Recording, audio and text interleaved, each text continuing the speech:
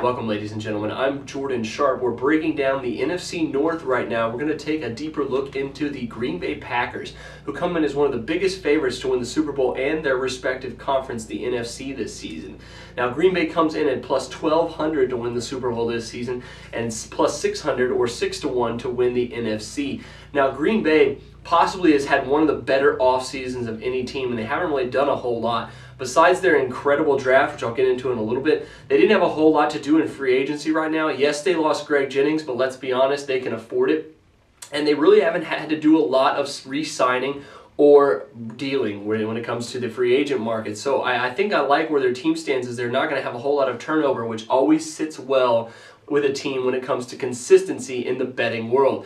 Now, obviously, they're a little overvalued in most cases, but I think they're pretty adequately priced here in the future odds at 12-1 and 6-1 to win the Super Bowl and the NFC. They're obviously going to be laying money to win this division, so not sure there's going to be a whole lot of value there once those odds come out. But the Packers, as I said, had one of the best, if not the best, draft of any of the 32 teams in the NFL this past April. They got a couple of running backs in the first 4 rounds, one of them being Eddie Lacy, which they didn't have to use their first-round pick on.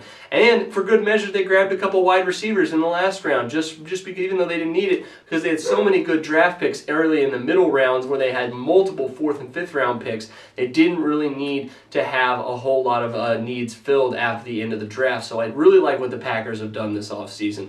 I think that they're going to have pretty solid value when the season rolls around, but not really enough to get excited about. But they are going to be definitely a team to watch in the future odds, because I think they're solidly priced.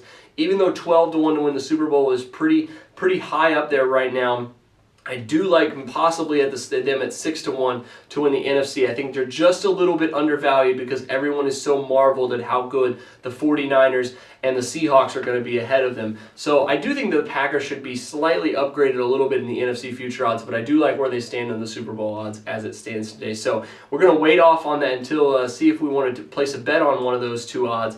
So until then, thanks for joining me once again. I'm Jordan Sharp.